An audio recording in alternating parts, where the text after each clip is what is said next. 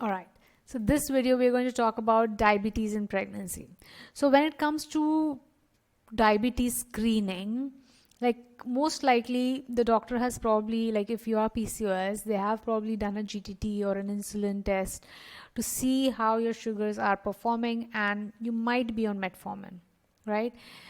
Now they will also do an HbA1c. We want an HbA1c of at least less than 6%, so that we know that you have a good sugar control. They might not consider you as type 2 diabetes, but the doctors would do a fasting sugar test or a random sugar in your first or second trimester.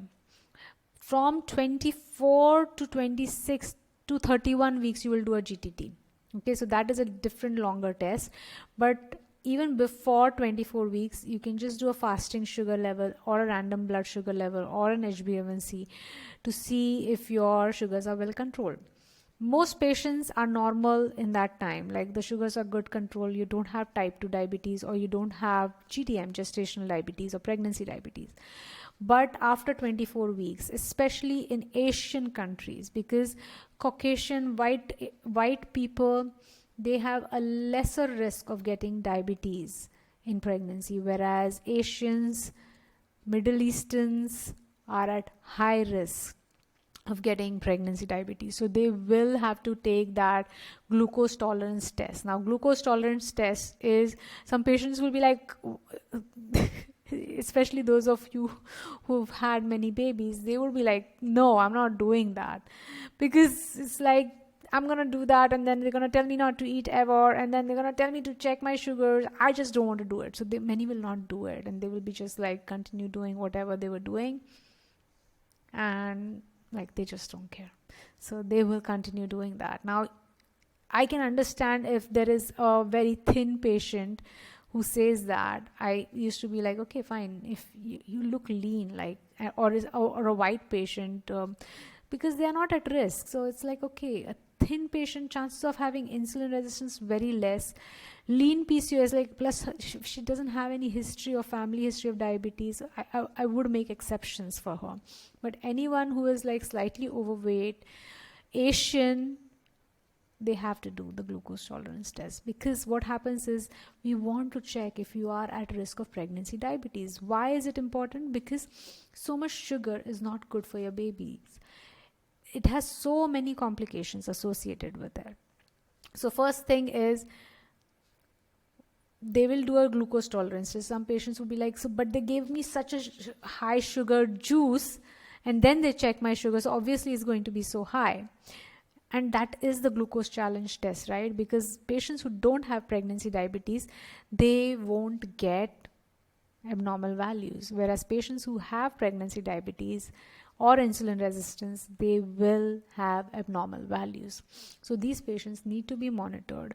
You can have, like, the first thing we tell our patients is to try a diabetic diet. Now that also is questionable, because most of our dietitians will tell you to eat bread and all the things which are like supposedly like low fat, or brown bread, or everything which is like brown is apparently healthy.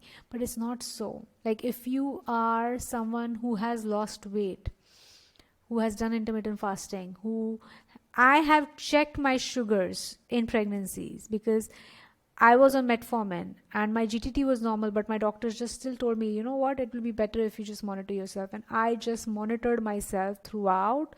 I was doing fasting sugar, because that is the recommendation. You do a fasting sugar test, glucose monitoring at home, post breakfast 2 hours, post lunch 2 hours, post dinner 2 hours.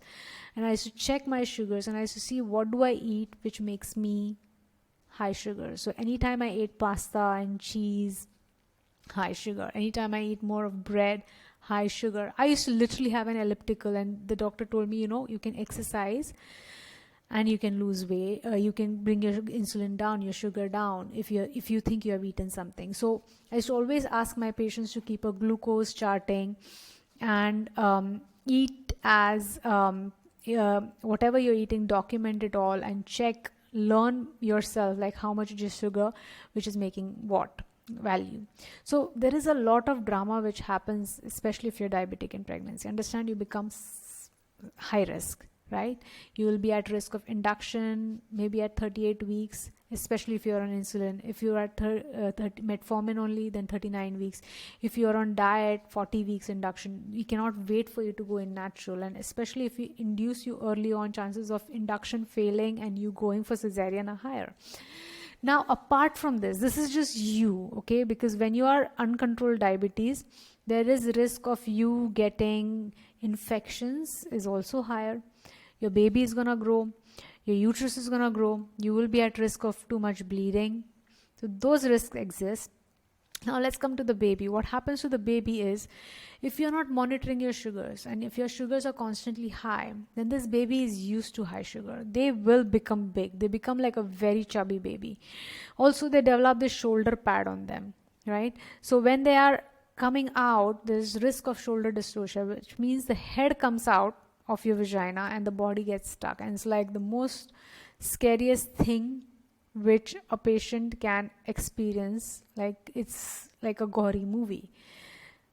It's a nightmare for the doctors and the nightmare for family and patient and everyone. So most of the times, if they see that the baby is like slightly more, like 4 kilos, 4.5 kilos cesarean, there is no way your doctor is going to try you by normal delivery. But especially if you are like very keen on having a normal delivery, something happens for most patients. Even if they are just going to have one baby, they all want it normal. So it's really up to you how you are going to look at the way you want to be delivered. But if you are diabetic, remember, you will be induced earlier. Also, when this baby comes out, your baby will be monitored throughout, okay? Because your baby is high risk. Secondly, when the baby comes out, this baby's sugars are suddenly going to drop, because your baby was getting this high sugar from you, and now suddenly the baby is not getting high sugar, so they go into neonatal hypoglycemia. Suddenly sugar comes very crashing low, it can kill. So these babies will be monitored. Blood tests for the babies. If you want to breastfeed your baby exclusively, the chances of your baby getting formula are higher, because your baby needs more, or they needs aggressive monitoring. So unless you have expressed colostrum ahead of time or something, if you've not done that, then the baby is going to get formula. The baby is going to stay in an ICU longer. This child is at risk of all dental caries, childhood obesity, PCOS if it's a girl, for boys, man boobs, in future obesity, in future body image issues, in future diabetes. All of these complications are possible, and this might happen again in next pregnancy. So these are the things that you and your baby would have to go through if you get pregnant before correcting your insulin resistance.